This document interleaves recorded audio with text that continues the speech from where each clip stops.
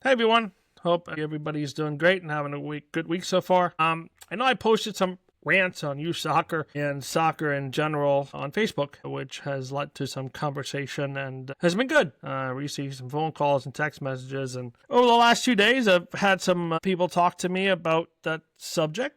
Subjects I address on Facebook on my rants, and has led me to go, oh, wait a minute, I got to add something else, but I don't want to continue to write posts. And I was like, let's make a video. Let's make it easy and simple and quick. So in my conversation I had last two days, it got to me as like, it was very negative when it came to the industry, or it vilified the people that are working in youth soccer, and it's all the bad clubs, the bad leagues, and it's all money, money, money. And I was like, wait, parents need to take some accountability in this as well. And I'll tell you why. And I have been part of this, my Lord, part of the youth soccer industry, so to speak, for a long time. I've seen it before it was an industry. So, I played in it, I've coached in it, I've been a team manager, goalkeeper trainer, board member. I capped it off with being president for 4 years of Florida Youth Soccer Association. I stocked the concession stand, I worked the concession stand, I grilled burgers and hot dogs and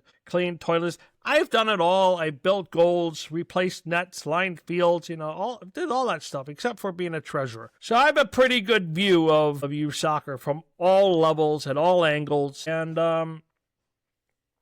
And I even seen the transformation from when we used to charge $450 soccer, in some clubs maybe $700 or $800, but it was below $1,000. And I've seen the season progress from 6 months to 10 months. And do you know what really started the rise? Well, the increase in fees, and what really started to have a huge impact on why people are getting paid? Parents stopped volunteering. When I started into coaching, the only person that was really getting paid was the director of coaching. And some coaches got paid money, but not a lot. I mean, when somebody was getting paid $5,000 for a team, my God, that was unheard of. That was like huge money, right? I mean, people were lucky if they were getting $300-500 a season, cover their gas bill. But again, you coach because you loved it, right? Now I got the pet peeve of mine is that, that I got, when I used to be a director, I had kids just graduating from college, 22,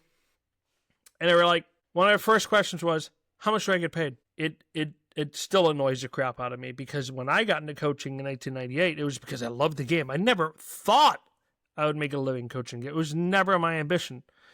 But that's a topic for another podcast or another thing, another video, because me getting into me making a living with the game was not done by design. It was never a goal. It just kind of happened. But the fact of the matter is, like most of the guys my age or older, we all paid our dues. We did this on a volunteer level and yada, yada, yada. But again, it morphed into something to now that, most of the positions, there's so many people are getting paid. But one of the things that really stood out, that in the early 2000s, we saw a decline in volunteers, and you start having to pay people to do the work. And then the seasons expanded from 6 months to 8 months, and now we're playing 10 months. Obviously, so it's hard to find volunteers to work 10 months out of the year, putting in so many hours, so demanding, all these leagues and everything. But I want people to realize that part of that process was because parents stopped volunteering. So we had to start paying people. So there we are. Right now, it's so hard to find volunteers just to help out in fall rec soccer. We have clubs starting to create programming where, they have paid coaches working in the recreational, programming. So again, it's a void that's there. The volunteerism used to be big, and it's not. And then the other thing is, when parents tell me that, again, they talk about the costs of soccer and so forth. It's an industry, just like with any other industry. The consumer drives the industry. So back to parents, if you think, here's another scenario. So the most expensive clubs are usually your biggest clubs, and the least expensive clubs are your smallest clubs. So you heard what I said there, right? So the consumer drives what's happening, right? The product is being provided, something's being provided, and the consumer is taking it, they want it, they give their money, and they participate in it. Well, you as a parent are signing your kid up to play in XYZ leagues, to play in 4 leagues in one season, to enter 10 tournaments, and do all these things and pay this amount.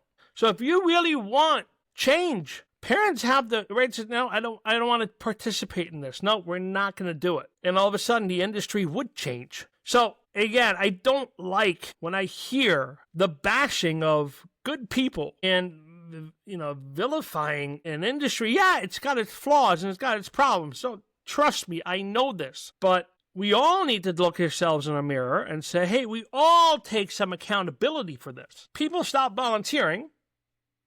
And so clubs paid people. It increased the cost in fees. Parents also expected a lot of the volunteers. They want it done professionally because they're paying money. And so that part of it, that's the progression of it. And it raised fees, right? And then parent coaches became a negative thing. Parents no longer wanted a parent coach. So that's why we got the non-parent coach, right? And now, you can just be a non-parent coach without experience and getting paid $5,000 to coach a team. That's a whole nother, but how times have changed. I remember the first 5-6 years that I coached, I volunteered. It was nothing. I remember I got paid $1,200 for the entire season to coach a team and to be the club's goalkeeper trainer. I was over the moon. I thought I made it. And again, it was because back then, $5,000 to coach a team, that was high end. I mean, that was, a lot of money back then. Now it's not. I mean, it's still to me, but I'm still the guy that believes in you got to pay your dues and you got to do it because you love it and you have a passion for it. And your first thing shouldn't be, well, how much I'm getting paid. If I don't get paid, I'm not going to do it. Anyway, that's, again, I feel like, again, I know the old man is talking, right? But I did want to defend the people that work in youth soccer because the majority of them are good people that care about the game and care about the kids. And I just want to also say that, parents play a part in this. You could volunteer more. You could say, no, I'm not playing and I'm not paying these fees. I'm just going to go and play for this other club that charges less, or I play for this club, but I'm telling the majority of parents go, no, we're only playing in 1 league. We're not playing in 2-3 leagues. No, we're not going to pay X amount of dollars to play in this tournament. We're not traveling to Texas. We're not going. Again, you have that say in the industry. You could change it. It's up to you. So again, I just want to also point that out.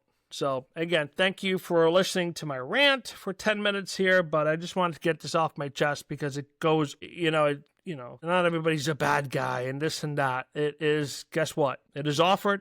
Parents are participating and paying for it. And again, it goes both ways. And if you want to change something, you can change it by not paying for it and not participating in it and by volunteering, So anyways, thanks for my rant. Hope everybody listening to me rant away. I just had to get this off my chest because I listened to it for 2 days now about how much everything costs and, they're just about money and this and that. And I'm going, whoa, wait a minute. It takes two to tango. All right, thank you.